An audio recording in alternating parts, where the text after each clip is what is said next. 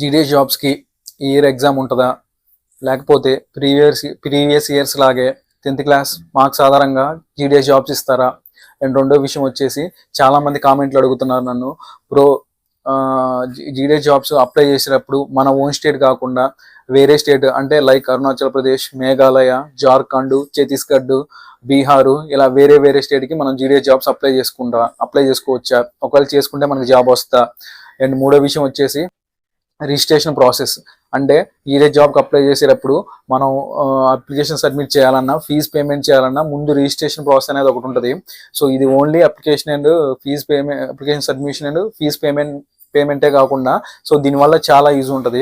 So ఈ registration process కావాల్సిన దీనివల్ల యూజ్ ఏంటిది అండ్ ఈ రిజిస్ట్రేషన్ ప్రాసెస్ కావాల్సిన డాక్యుమెంట్స్ అనేవి ఏంటిది అనేది ఈ మూడు విషయాలు నేను ఈ వీడియోలో డిస్కస్ చేస్తాను. సో వీడియోలో ఉన్న ఇన్ఫర్మేషన్ మీకు చాలా యూజ్ అయ్యింది. సో ఎక్కడ మిస్ అవ్వకుండా చివరి వరకు చూడండి, వీడియోని ఎక్కడ స్కిప్ చేయమాకండి. అండ్ ఫస్ట్ అయితే మీరు ఈ వీడియోని లైక్ చేయండి, ఎందుకంటే మీరు కొట్టే లైకే నాకు మోటివేషన్ ఇస్తుంది ఇలాంటి మంచి వీడియో చేయడానికి. తప్పకుండా లైక్ అయితే చేయండి. అండ్ ఎవరైతే నా ఛానల్ కొత్తగా చూస్తున్నారో వాళ్ళు నా ఛానల్ తప్పకుండా సబ్స్క్రైబ్ చేసుకొని పక్కనే ఉన్న గంట సింబల్ నొక్కి ఆల్లో పెట్టుకోండి. ఎందుకంటే ఆ గంట సింబల్ నొక్కితేనే నేను వీడియో పెట్టడంలోనే నా వీడియో మీ మొబైల్కి నోటిఫికేషన్ రూపంలో వస్తుంది. సో అది లేట్ చేయకుండా మ్యాటర్లోకి వెళ్ళిపోదాం. సో ఫస్ట్ వచ్చేసి చాలా మంది కామెంట్లో అడిగిన క్వశ్చన్ ఏంటిదంటే, బ్రో వేరే స్టేట్కి అప్లై చేసుకోవచ్చా జీడీఎస్ జాబ్స్ అనేవి? సో మేఘాలయ అవ్వచ్చు, అరుణాచల్ ప్రదేశ్ అవ్వచ్చు, బీహార్ అవ్వచ్చు, ఛత్తీస్గఢ్ అవ్వచ్చు, ఏ స్టేట్కైనా సరే అప్లై చేసుకోవచ్చు. ఎందుకంటే నాకు తెలిసిన ఒక ఇద్దరు రీసెంట్గా జీడీఎస్ రూల్ 3 ట్రాన్స్ఫర్ పెట్టుకొని వచ్చారు. ఒక అతను ఇయర్ వచ్చిండు, ఇంకో అతను లాస్ట్ ఇయర్ వచ్చిండు. ఇద్దరు అయితే వచ్చారు ఛత్తీస్గఢ్ నుంచి. వాళ్ళు కూడా తెలంగాణ స్టేట్ వాళ్ళు ఛత్తీస్గఢ్లో అప్లై చేసుకున్నారు. 1 year చేశారంట. 1.5 year చేసి రూల్ 3 ట్రాన్స్ఫర్లో ఇటు వచ్చారు. సో వాళ్ళని కూడా అడిగా నేను. సో వాళ్ళు కూడా పెట్టుకున్నారు, మంచిగా ఉంటుంది. మేము కూడా అట్లా వేరే స్టేట్కి అప్లై చేసాం బ్రో, వచ్చింది మామూలుగా నువ్వు జీడీఎస్ నోటిఫికేషన్ రాగానే వాళ్ళు అట్లే వేరే స్టేట్కి పెట్టుకున్నారంట. సో పలానా డివిజన్లో ఛత్తీస్గఢ్లో పలానా డివిజన్లో పలానా ప్లేస్లో వచ్చిందని చెప్పారు. సో ట్రాన్స్ఫర్ పెట్టుకొని అయితే వచ్చారు. సో మీరు కూడా పెట్టుకోండి, ప్రాబ్లం లేదు, వచ్చింది. ఎందుకంటే మ్యాక్సిమం ఇప్పుడు ఆంధ్రప్రదేశ్ వాళ్ళే తెలంగాణకి చాలా మందికి సెలెక్ట్ అయ్యారు. సో మన పక్క స్టేట్ అయిన ఆంధ్రప్రదేశ్లో కూడా వాళ్ళు తెలంగాణకి పెట్టుకున్నారు, అట్లా చాలా మంది సెలెక్ట్ అయ్యారు. సో ప్రాబ్లం ఏం లేదు, వస్తుంది, పెట్టుకోవచ్చు. సో ఎలా పెట్టుకోవాలి ఆప్షన్స్ ఎలా ఏంటి చూపెడదాం అనుకున్నా, కాకపోతే ఆ సైట్ ఓపెన్ అవ్వట్లా. జీడీఎస్ ఆన్లైన్ ఎంగేజ్మెంట్ పోర్టల్ అనేది ప్రెసెంట్ అయితే లేదు. ఈ నెల జనవరి 20న నోటిఫికేషన్ వచ్చింది కాబట్టి అప్పుడు ఓపెన్ చేస్తారు. సో అప్పుడు ఓపెన్ చెప్పి మీకు క్లియర్గా చూపెడతా ఏ స్టేట్కి ఎలా అంటే స్టేట్కి అంటే మామూలుగా దాని డెస్క్టాప్లో ఉంటుంది. ఆ 20 ఎన్ని స్టేట్లోనే అన్ని స్టేట్లు ప్లస్ ఏ డివిజన్లో ఎన్ని పోస్టులు ఉన్నాయో అది క్లియర్గా మనకి జీడీఎస్ ఆన్లైన్ ఎంగేజ్మెంట్ పోర్టల్లో చూపెట్టింది. సో అప్పుడు ఆ పోర్టల్ ఓపెన్ అవ్వగానే మీకు క్లియర్గా చూపెడతా ఎట్లా అప్లై చేసుకోవాలని స్క్రీన్ రికార్డ్ చేసి వీడియో చేసి చూపెడతా. సో అది పెట్టుకుంటే వచ్చింది. సో ఇది వేరే స్టేట్కి ఎవరైతే అప్లై చేయాలనుకున్నారో చేసుకోండి, వచ్చింది. అండ్ నెక్స్ట్ రెండో విషయం వచ్చేసి రిజిస్ట్రేషన్ ప్రాసెస్. జీడీఎస్ ఆన్లైన్ ఎంగేజ్మెంట్కి అప్లై చేయాలంటే రిజిస్ట్రేషన్ ప్రాసెస్ అనేది ఒకటి ఉంటుంది. ఈ రిజిస్ట్రేషన్ ప్రాసెస్ అనేది చాలా చాలా ఇంపార్టెంట్. ఎందుకంటే ప్రీవియస్గా జీడీఎస్ జాబ్ వచ్చినప్పుడు ఇంటిమేషన్ చేసేవాళ్ళు, ఒక లెటర్ అయితే ఇంటికి వచ్చేది. బట్ ఇప్పుడైతే ఇంటిమేషన్ ప్రాసెస్ ఏం లేదు, ఓన్లీ ఈమెయిల్ ఐడి ద్వారా మొబైల్ నెంబర్ ద్వారానే మనకి వాళ్ళు ఇంటిమేషన్ చేస్తారు. మనకి ఈమెయిల్కి మెయిల్ వచ్చింది, లేకపోతే మొబైల్ నెంబర్కి మెసేజ్ వచ్చింది, ఈ 2 వస్తాయి.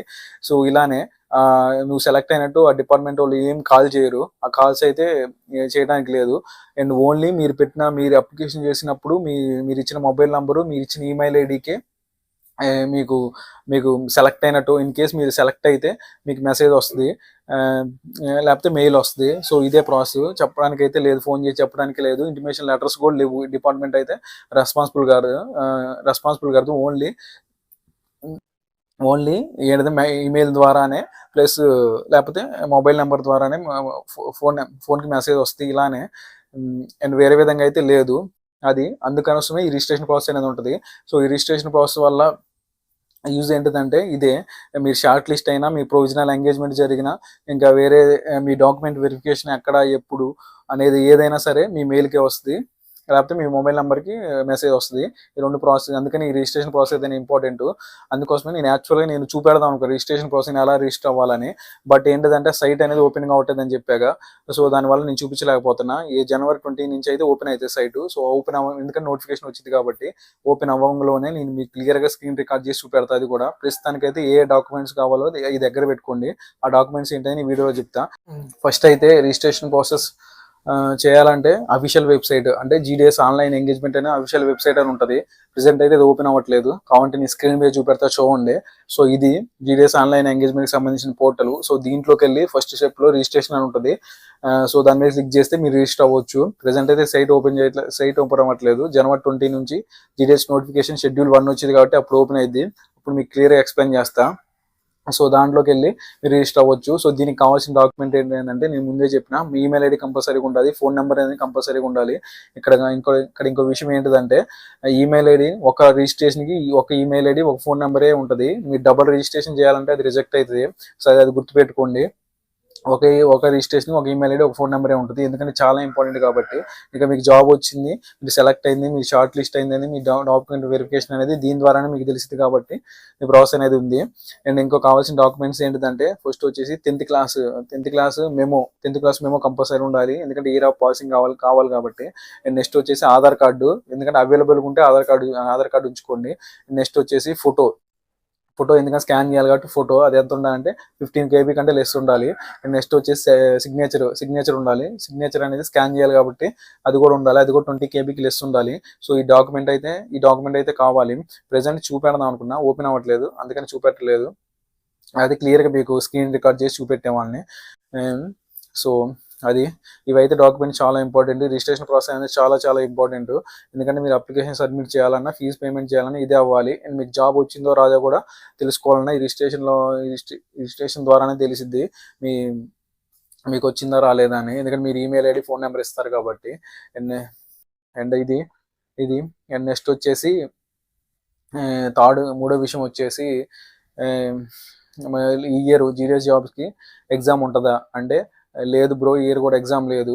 ఎందుకంటే ఇయర్ కూడా 10th క్లాస్ మార్క్స్ ఆధారంగానే ఇస్తారు. ఎగ్జామ్ సంబంధించి ఏమి రాలేదు, ఏమి ఇన్ఫర్మేషన్ లేదు. సో నెక్స్ట్ ఇయర్ కానీ ఫ్యూచర్లో కానీ ఫ్యూచర్లో కానీ ఏమన్నా ఎగ్జామ్ కండక్ట్ చేస్తే మీకు ఇన్ఫార్మ్ చేస్తా. సో ప్రెజెంట్ అయితే ఈ జీడిఎస్ జాబ్స్కి ఎటువంటి ఎగ్జామ్ అయితే లేదు, ఈ ఇయర్ కూడా లేదు. So only 10th class marks ఆధారంగానే ఇస్తున్నారు.